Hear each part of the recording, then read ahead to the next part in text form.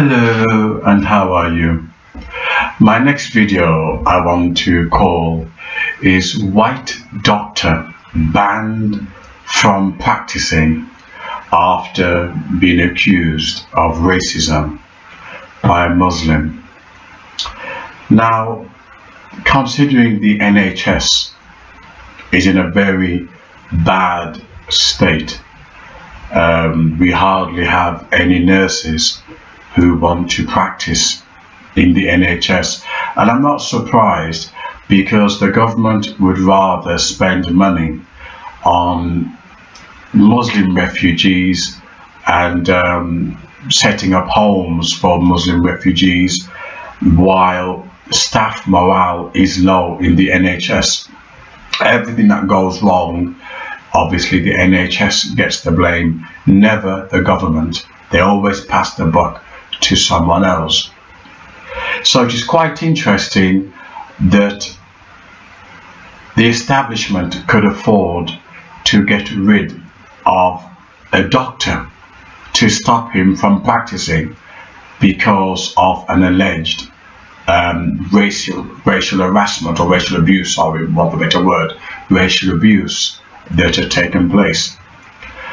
Now what's interesting is that I looked at the evidence with a fine tooth comb and I was quite alarmed.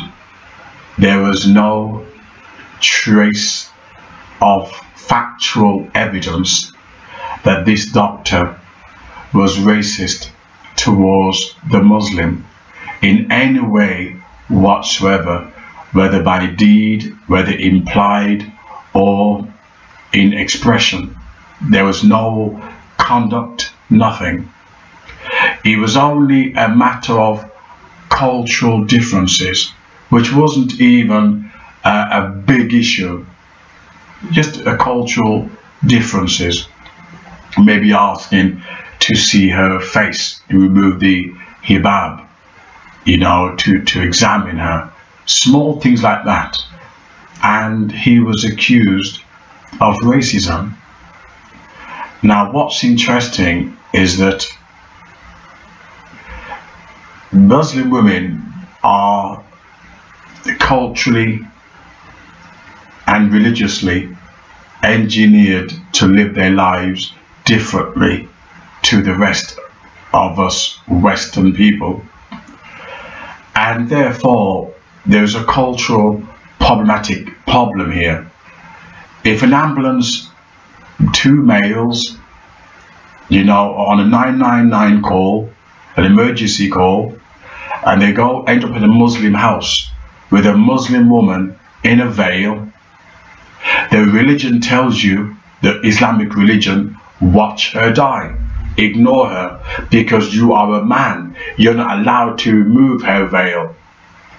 Now this tells you that there is something wrong with Islam, that just like Jehovah's Witnesses, you know, where you're not allowed to take blood, you watch your child die. This is cold religion. This is where love does not even come into the picture. This is where sensitivity and humanity does not come into the picture. And what did Jesus said? Jesus said, how can you love God who you can't see and yet hate your fellow man? So you're talking about loving God, loving Allah, who you can't even see, and yet your fellow man who you can see, you're hating. In other words, this is what happens when religion is taken to extreme. When religion is taken to extreme, it becomes nothing more than a brutal regime.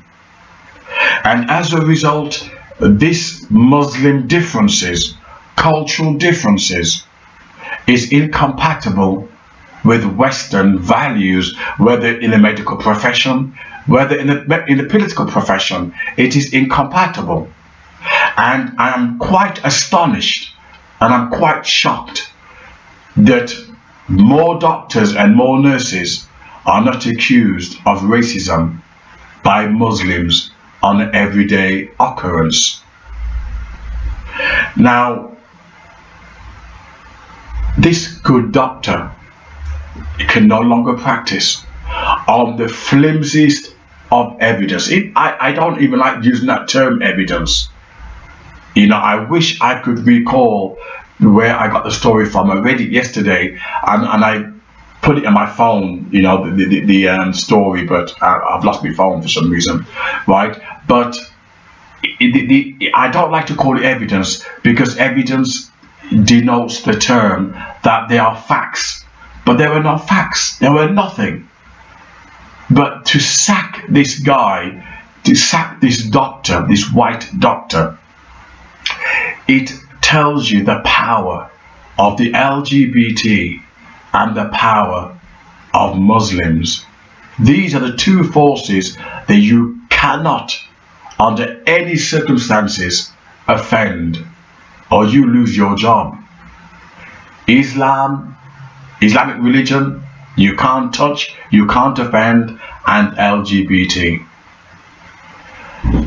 It's a very sad world we are living in, when doctors have to walk on broken glass, when ambulance service can end up going to your house and end up being accused of religious intolerance, racism.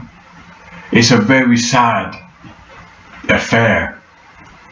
And the liberals, the white liberals, who are bringing in this post-modernist world where they're enforcing onto us LGBT and Islam at the expense of common sense, at the expense of tradition and values. They are going to destroy civilization, Western civilization, and already they are doing that. It's a shame that this white doctor can no longer practice his profession, what he's good at, saving lives, making people well, and all because of one Muslim. One Muslim. It's interesting because when it comes to law, to have evidence, you need witnesses. There are no witnesses, just his word against the doctor. And the word of a Muslim or an LGBT is good enough to ruin your career. You can't handle the truth!